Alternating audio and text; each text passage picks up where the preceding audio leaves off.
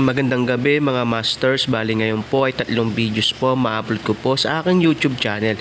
Tama nga mga masters, 3 videos nga po ma-upload ko po. Yon, what's up mga masters? Nandito na naman tayo sa panibagong araw, panibagong kabanata na naman ang pagsasama-samahan natin ngayon guys.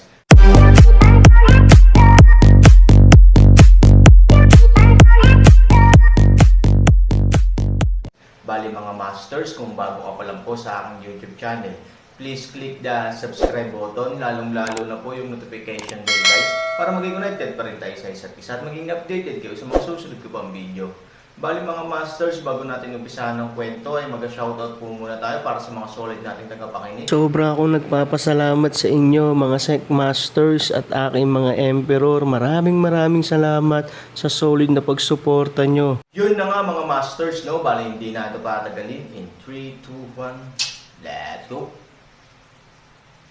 Mga masters, baka pwedeng hindi tayo mag-skip ng ads. Salamat mga masters. Ang bagong yugto ni Daryl sa storytelling channel sa YouTube mapapakinggan. Ang bagong kabanataan. At si Yui ay nagsalita at sinabi, "Ano, hindi ang lahing demon ang lumusab sa amin ngayon sa loob ng imperyo. Anong mga nilalang ito? Ngayon ko lang nakita ang mga nilalang na ito." Sabi ni Yui. Oo, hindi alam ni Yui sa mga oras na ito ang lahi ng mga barbarian ang sumasalakay sa kanila ngayon. Dahil kahit na matagal ng panahon na nanirahan ang lahi ng mga barbarian sa mundo ng iba't ibang nilalang. Ni kahit minsan, hindi pa nakita ni Yui ang pigirin ng mga barbarian. Ngunit alam niya na ang lahing barbarian ay nasa mundo din na ito. At si Yui ay napabulong at sinabi, "Kailangan ko tulungan ang aking mga kalahi. Kahit na ikasawi ko pa ito. Hindi ko hahayaan na wala akong magawa habang pinagpapaslang ng mga nilalang na ito ang aking mga kalahi." Sabi ni Yui. At, si Yui ay mas hinimok nito ang kanyang spiritual na lakas. Mula sa loob ng kaharian. At ang sandata na hawak-hawak ng mga kasundaluhan ng lahing barbarian.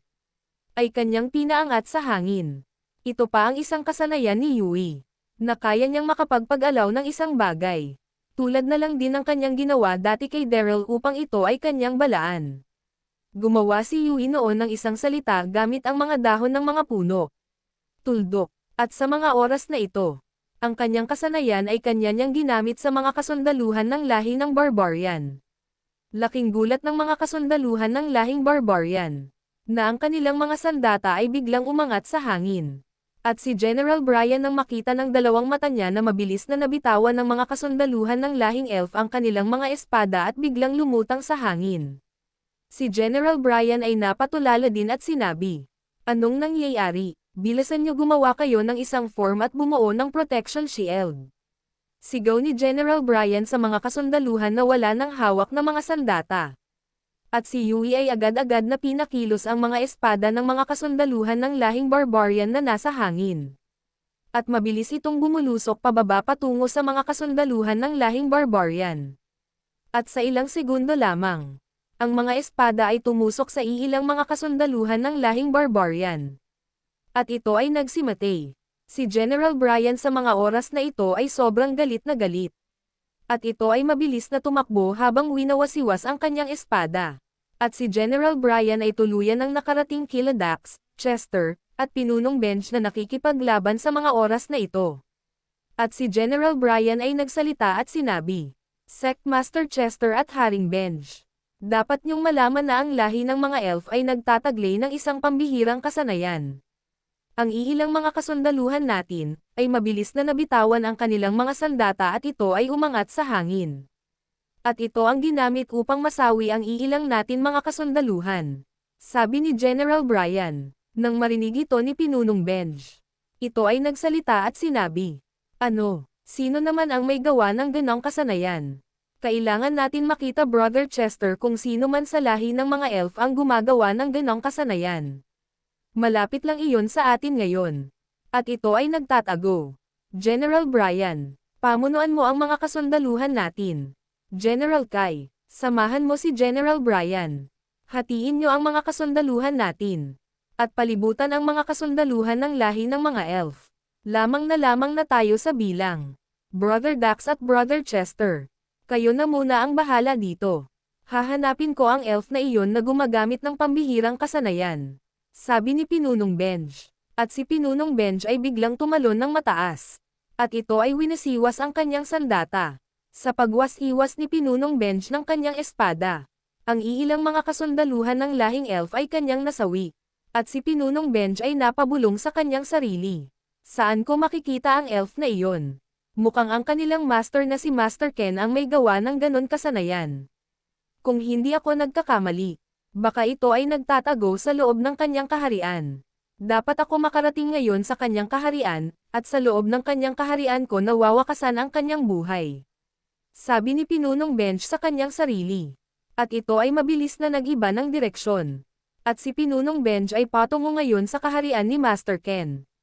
At sila Dax, Chester ay nagpatuloy sila sa pakikipaglaban.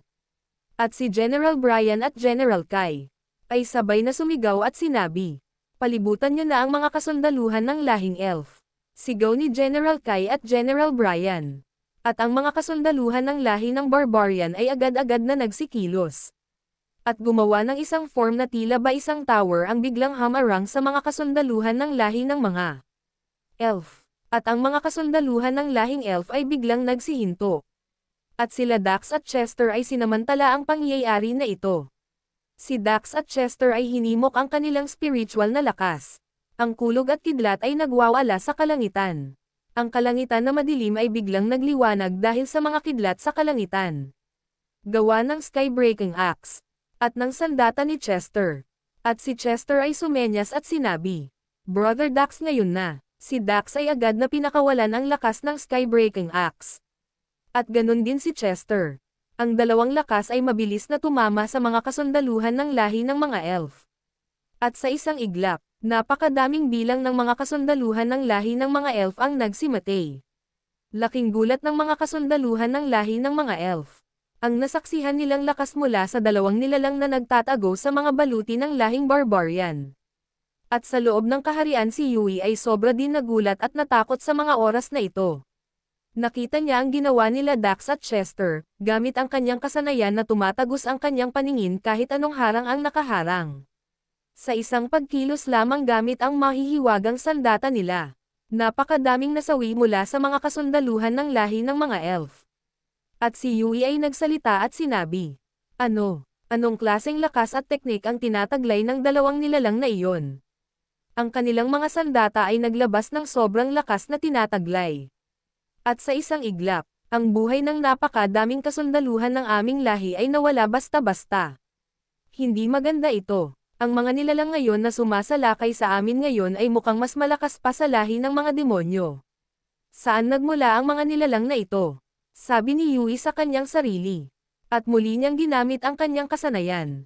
At ang ilang mga espada ng mga kasundaluhan ng lahing ng mga barbarian ay mabilis na nagsiwala sa kanilang mga kamay at ang mga espada na ito ay agad-agad na umangat sa hangin. Nakikita nila Dax at Chester ang pangyayari na ito. Si Dax ay nagsalita at sinabi, "Brother Chester, tignan mo. Iyan ang sinasabi ni General Brian kanina sa atin. Ang mga sandata ng ating mga kasundaluhan ay bigla-biglang umaangat sa hangin. Kailangan makita natin ang gumagawa nito." Sabi ni Dax. Nang marinig ito ni Chester siya ay nagsalita at sinabi, "Brother Dax, ipaubayan na natin iyon kay Brother Benj. Tingin ko patungo na si Brother Benj sa elf na gumagawa ng ganitong kasanayan." At si Chester ay nagsalita at sinabi sa mga kasundaluhan ng lahi ng mga barbarian sa malakas na tono, "Hawakan niyo ng mahigpit ang inyong mga sandata. Kung may tatali kayo sa inyong mga kamay at sa inyong sandata gawin niyo na agad." At si Chester ay agad-agad niyang hinimok ang kanyang spiritual na lakas. At samantala sa loob ng kaharian, si Yui ay agad-agad niyang pinakilos ulit ang mga sandata ng mga kasundaluhan ng lahing barbarian na nakalutang sa hangin. At ito ay kanyang pinatungo ulit sa mga kasundaluhan ng lahing barbarian. At si Chester ay agad-agad niyang pinakawalan ang kanyang lakas mula sa kanyang espada. At ang lakas na ito ay tumama sa mga espada bago pa ito makarating sa mga kasundaluhan ng lahing barbarian. Bang! Ang pagsabog ay napakalakas. At si Yui ay sobrang nagulat at nagalit sa nangyari. Ito ay napamura at sinabi, "Alam na ata nila ang dapat gawin upang mapigilan ang aking kakayahan. Paano na lang ito? Ano ang dapat kong gawin? Mamamatay na lang ba kami dito? Miss Lin at Ginoong Vin. Nasaan na ba kayo? Mukhang hindi ko na kayo makikita sa inyong pagbabalik. Sabi ni Yui sa kanyang sarili. At samantala si Chester ay muling sumigaw at sinabi. General Brian at General Kai. Ngayon na, ipitin natin sa gitna ang mga kasundaluhan ng lahing ng mga elf. Sigaw ni Chester. Nang marinig ito, nila General Kai at General Brian. Ang dalawang general ay sumigaw at sinabi. Patayin silang lahat, sabi ni General Brian at General Kai. Yun na nga mga masters, no? Bali panibagong kabanata na naman yung natapos natin ngayong gabi. Muli, maraming salamat po talaga sa walang sawang suporta po sa aking YouTube channel na talagang inaabangan nyo po ang bawat upload ko po. Bali mga masters, magkita-kita ulit po tayo bukas ng gabi at ngayon po ay magpapaalam po muna tayo. Bali mga masters, bye-bye!